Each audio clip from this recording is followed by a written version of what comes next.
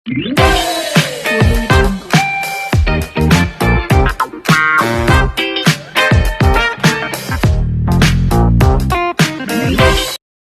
सभी को, मैं मत्तू केवट। मैं आज आपको परिसर अध्ययन भाग 1 कक्षा 5वीं परिसर अध्ययन भाग 1 पाठ क्रमांक 8 है। देखिए, सार्वजनिक सुविधाएं और हमारा विद्यालय की सार्वजनिक सुविधाएं और हमारा विद्यालय का क्या संबंध है।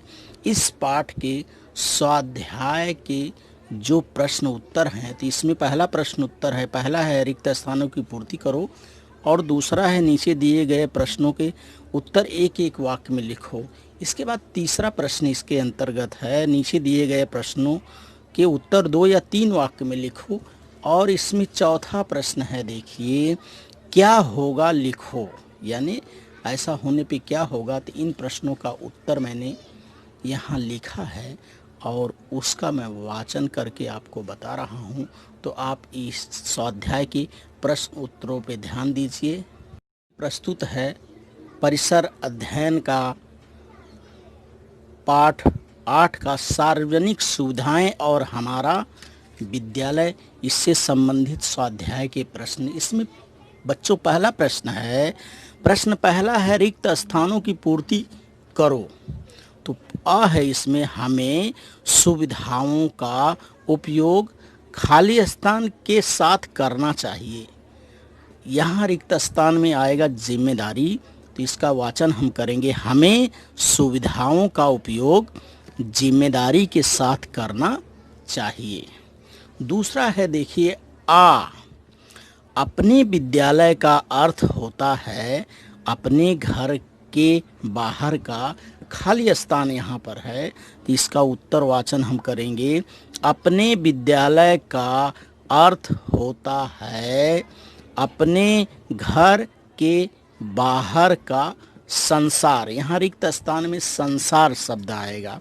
इसके बाद ई है तीसरा, देखिए ई में क्या आता है, विद्यालय के गठन में खाली स्थान का योगदान रहता है। प्रश्न है, विद्यालय के गठन में रिक्त स्थान का योगदान रहता है। तो इसका उत्तर देखिए, विद्यालय के गठन में समाज, ये रिक्त स्थान में समाज आएगा, समाज का योगदान रहता है। तो प्रश्न क्रमांक अब दूसरा देखिए, दूसरा प्रश्न क्रमांक देखिए क्या है, प्रश्नों के उत्तर एक वाक्य में लिखो। इन प्रश्नों का उत्तर हमें एक वाक्य में लिखना है। तो इसमें पहला प्रश्न है बच्चों, पहला आ है, महत्वपूर्ण सार्वजनिक सेवाएं कौन सी हैं। तो ये तो हम सभी जानते हैं कि महत्वपूर्ण सार्वजनिक सेवाएं कौन सी है। तो देखिए कौन कौन सी है जो हमारे रोजमर्रा के जीवन में उपयोग लाते हैं। पहला जल आपूर्ति है, यानी जल है। दूसरा है विद्युत आपूर्ति, अर्थात बिजली है। तीसरा है स्वास्थ्य सेवा, शिक्षा है, परिवहन है, आदि महत्वपूर्ण सार्वजनिक सेवाएं हैं। इसका उत्तर देखिए, महत्वपूर्ण सार्वजनिक सेवाएं कौन सी हैं। तो उत्तर देखिए, जल आपूर्ति, विद्युत आपूर्ति, स्वास्थ्य सेवा, शिक्षा, परिवहन आदि महत्वपूर्ण सार्वजनिक सेवाएं हैं। सार्वजनिक व्यवस्था का निर्माण कैसे होता है। तो उत्तर है, सार्वजनिक सेवाओं, इन्हें देने वाली संस्थाओं तथा हम सबको मिलाकर सार्वजनिक व्यवस्था का निर्माण होता है। इसके बाद तीसरा प्रश्न आता है इसमें बच्चों, देखिए, प्रत्येक लड़के लड़की को कौन सा अधिकार प्राप्त है। प्रश्न है, प्रत्येक लड़के लड़की को कौन सा अधिकार प्राप्त है। तो इसका उत्तर है, देखिए, प्रत्येक लड़के लड़की को विद्यालय जाकर पढ़ने का अधिकार प्राप्त है। प्रत्येक लड़के लड़की को विद्यालय जाकर पढ़ने का अधिकार प्राप्त है। अब इसमें चौथा प्रश्न है, देखिए, परिवहन की सार्वजनिक सुविधा कौन सी है। परिवहन की सार्वजनिक सुविधा कौन सी है, सार्वजनिक अर्थात सभी के लिए। तो उत्तर देखिए, बस, विमान, टैक्सी, रेल आदि परिवहन की सार्वजनिक सुविधाएं हैं। इसमें बहुत सी हैं जिससे हम रोज़मर्रा की ज़िंदगी में उपयोग करते हैं, तो परिवहन के बहुत से साधन हैं। अगला प्रश्न है इसके अंतर्गत देखिए, प्रश्न क्रमांक 3 की तरफ हम ध्यान दे रहे हैं। अभी प्रश्न क्रमांक 3 है, देखिए प्रश्नों के उत्तर 2-3 वाक्यों में लिखना है। इन प्रश्नों के उत्तर हमें 2-3 वाक्यों में लिखना है। तो पहला प्रश्न इसके अंतर्गत है, देखिए हम कौन कौन सी सार्वजनिक सेवाओं का उपयोग करते हैं। इसमें पहला प्रश्न है, हम कौन कौन सी सार्वजनिक सेवाओं का उपयोग करते हैं। तो इसका उत्तर देखिए, हम निम्नलिखित सार्वजनिक सेवाओं का उपयोग करते हैं। अब उस निम्नलिखित में कौन सी सार्वजनिक सेवाएं हैं, देखिए हम कौन कौन सी सार्वजनिक सेवाओं का उपयोग करते हैं। इसमें देखिए, पहला बस, रेल, विमान, रिक्शा, टैक्सी आदि परिवहन की सेवाएं हैं। दूसरा देखिए, डाक सेवा, दूरध्वनि जैसी संपर्क सेवाएं हैं, ये दूरसंचार के जो साधन है। तीसरा देखिए, दमकल विभाग है, पुलिस है, बैंक है, नाट्यगृह, बाग बगीचे, तैरने के तालाब आदि आवश्यक तथा मनोरंजन के जो साधन हैं, इन सारी सार्वजनिक सेवाओं का हम क्या करते हैं, उपयोग करते हैं।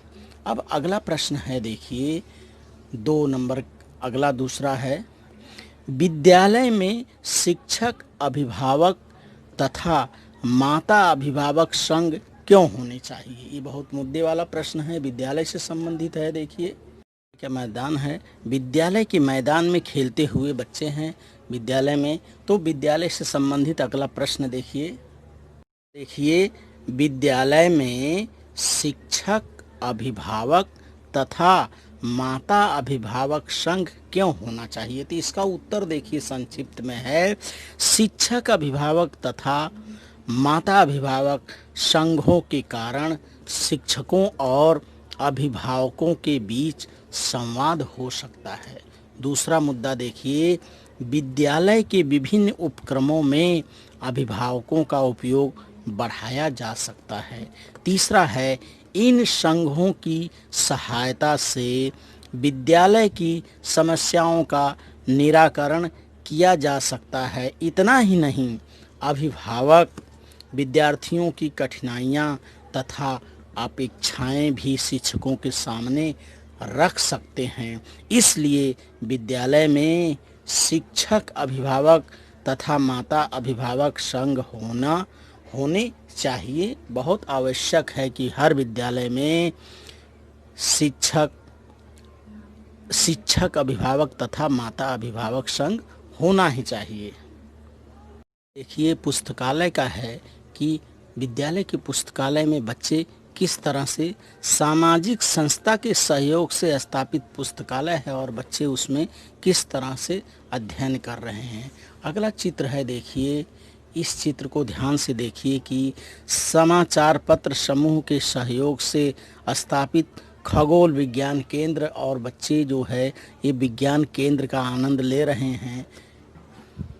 क्रमांक 4 और ये अंतिम प्रश्न है कि निम्नलिखित परिस्थितियों में क्या होगा, ऐसा होगा तो क्या होगा, इसे लिखना है। इसमें पहला प्रश्न है, देखिए यदि लड़के लड़कियों को शिक्षा का समान अधिकार ना दिया जाए तो क्या होगा, यह लिखना है इस प्रश्न का उत्तर कि यदि लड़के लड़कियों को शिक्षा का समान अवसर ना दिया जाए तो क्या होगा। तो इसका संक्षेप में उत्तर देखिए बच्चों, उत्तर है यदि लड़के लड़कियों को शिक्षा का समान अधिकार ना दिया जाए तो मुख्य रूप से बहुत कम लड़कियों को पढ़ने का अवसर मिलेगा। अल्प शिक्षित अथवा निरक्षर महिलाओं की संख्या बढ़ेगी, इससे उनकी प्रगति बाधित होगी, समाज का संतुलित विकास नहीं होगा। यदि ऐसा होगा तो ये सब कारण हो सकते हैं। इसका वाचन फिर से देखिए, यदि लड़के लड़कियों को शिक्षा का समान अधिकार न दिया जाए तो क्या होगा? इसका देखिए उत्तर है, यदि लड़के लड़कियों को शिक्षा का समान अधिकार ना दिया जाए तो मुख्य रूप से बहुत कम लड़कियों को पढ़ने का अवसर मिलेगा। अल्प शिक्षित अथवा निरक्षर महिलाओं की संख्या बढ़ेगी। इससे उनकी प्रगति बाधित होगी। समाज का संतुलित विकास नहीं होगा। अगला प्रश्न क्रमांक 2 है इसके अंतर्गत, यदि समाज विद्यालय को सहयोग ना दे तो क्या होगा? यदि समाज विद्यालय को सहयोग ना दे तो क्या होगा? ये अगला मुद्दा बहुत, तो इसका उत्तर देखिए, यदि समाज विद्यालय को सहयोग ना दे तो विद्यालय विद्यार्थियों को आवश्यक सुविधाएं नहीं दे पाएगा। इससे विद्यार्थियों की प्रगति नहीं होगी और विद्यालय की समस्या बढ़ती जाएगी। इसलिए समाज जो है विद्यालय को सहयोग देता है। प्रश्न है, यदि सार्वजनिक सेवाओं का उपयोग जिम्मेदारी से किया जाए तो, यदि सामाजिक सेवाओं का उपयोग जिम्मेदारी से किया जाए तो क्या होगा? तो इस प्रश्न का उत्तर देखिए, इस प्रश्न का उत्तर है, उत्तर देखिए, यदि सार्वजनिक सेवाओं का उपयोग जिम्मेदारी से किया जाए तो सरकार अथवा संस्थाएं ये सेवाएं लंबे समय तक दे सकेंगी, उनका स्तर अच्छा होगा और खर्च भी कम होगा। इससे लोगों को अपेक्षाकृत अधिक अच्छी सेवाएं मिल सकती हैं। तो हमें क्या करना चाहिए? सार्वजनिक सेवाओं का उपयोग जिम्मेदारी के साथ हमें करना चाहिए। अब अंतिम प्रश्न है, देखिए एक और प्रश्न है, हम किसकी सहायता से शिक्षा प्राप्त करते हैं? तो इसका उत्तर तो सभी जानते हैं कि हम शिक्षक और अभिभावक दोनों की सहायता से शिक्षा प्राप्त करते हैं। कि हम क्या करते हैं? शिक्षक और अभिभावक दोनों की सहायता से शिक्षा प्राप्त करते हैं। जैसे देखिए, स्वच्छता के महत्व को समझने वाला ये चित्र दिया गया है यहाँ पर कि स्वच्छता दूत, ये 2 बच्चे हैं और ये दोनों क्या कर रहे हैं? एक लड़का है और एक लड़की है। दोनों ये स्वच्छता से झाड़ू मार रहे हैं, साफ सफाई कर रहे हैं। देखना है कि ये अभिभावकों का स्वागत करते हुए विद्यार्थी जो बच्चे हैं, ये लड़की है, पालकों का या अभिभावकों का क्या कर रही है? स्वागत कर रही है। विद्यालय में जो शिक्षक अभिभावक तथा माता अभिभावक का संघ होता है, माता अभिभावक संघ का यह बालिका क्या कर रही है? स्वागत कर रही है।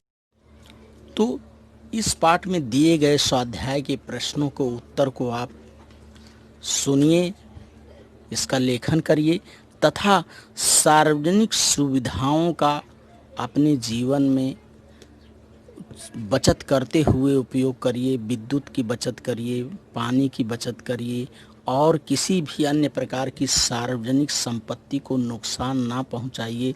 विद्यालय को भी अपना घर समझते हुए कि ये विद्यालय भी क्या है?